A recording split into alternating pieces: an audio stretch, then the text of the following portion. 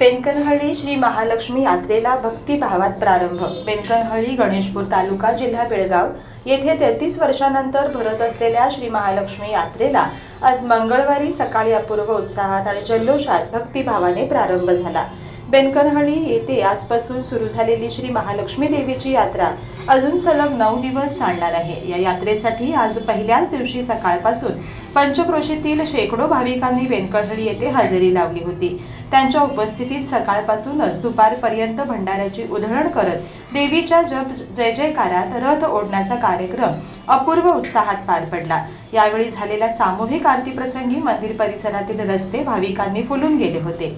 एकंदर सध्या यात्रेनिमित्त संपूर्ण बेनकनहळ्ळी गाव सजवण्यात आले असून सर्वत्र भक्तिमय वातावरण पसरलेले पाहावयास मिळत आहे।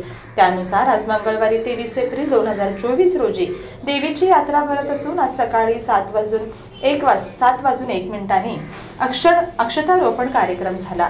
त्यानंतर विधिवत पूजा झाली असून आता पाटील व देसूरकर घराण्याकडून आलेला पोळीचा नैवेद्य देवीला दाखवण्यात आला आहे। नैवेद्य दाखवण्याच्या कार्यक्रमानंतर श्री महालक्ष्मी रथात आरूढ होणार आहे। रथ मारुती गल्लीत फिरवल्यानंतर दुपारी देवीची मूर्ती सजवलेल्या ट्रॅक्टर ट्रॉलीमध्ये हलवून तिचे गणेशपूरला प्रस्थान होईल। गणेशपूर येथे अयोध्यानगर पासून जुन्या गल्लीत रथ जाऊन चव्हाण हॉस्पिटलकडून रामघाट रोड मार्गे ज्योतिनगरच्या जुन्या गल्लीमध्ये येईल। समस्त भाविकांना दर्शन दिल्यानंतर सूर्यास्तापूर्वी श्री महालक्ष्मी देवी बेनकनहळ्ळी वेशीमध्ये येणार आहे। त्यानंतर या ठिकाणी रात्रभर देवी रथातच राहणार आहे। उद्या बुधवारी सकाळी 8 वाजल्यापासून पुन्हा रथ ओढण्यास सुरुवात होईल। त्यानंतर रामघाट रोड सुभाष गल्ली मारुती गल्ली मार्गे श्री महालक्ष्मी देवी गावातील मराठी शाळेच्या पटांगणावरील गदगेवर बसणार आहे। समस्त भाविकांसाठी स्वच्छ पिण्याचे पाणी, वाहनांकरिता पार्किंग वगैरे आवश्यक सर्व सोयी सुविधांची व्यवस्था करण्यात आली असल्याचे सांगून पार्किंग व्यवस्थेची माहिती त्यांना देण्यात आली। तसेच यात्रा कमिटी, पंच कमिटी आणि समस्त बेनकनहळ्ळी ग्रामस्थांच्या वतीने आवाहन आहे की सरस्वतीनगर, ज्योतिनगर, रामतीर्थनगर, महालक्ष्मीनगर, गंगानगर, आश्रयनगर वगैरे सर्व ठिकाणच्या नागरिकांनी देवीच्या दर्शनाचा लाभ घेऊन यात्रा यशस्वी करण्यास सहकार्य करावे असे आवाहन यात्रा कमिटीच्या प्रमुखांनी दिले।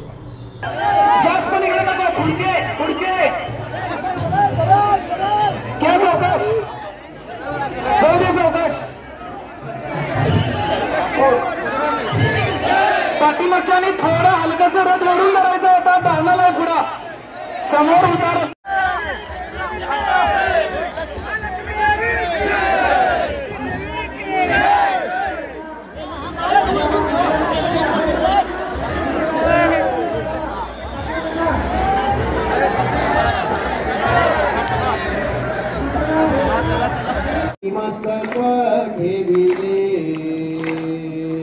आरती तुकारामा,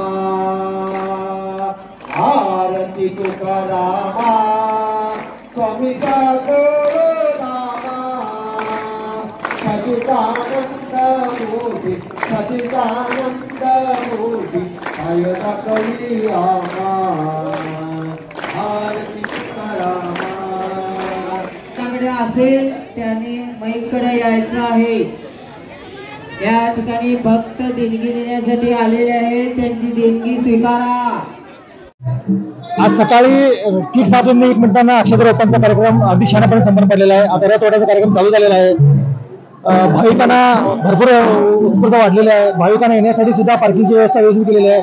बेळगाव येणारे भाविकांनी नाल्याच्या त्या तिकडच्या बाजूलाच पार्किंग करावं व राकेशकोट बेळगुंदी इकडनं येणाऱ्यांनी वरती गुरुकुलकडे पार्किंगची व्यवस्था केलेली आहे। सांगावरून येणारे बेन्सन स्कूलकडे पार्किंगची व्यवस्था केलेली आहे।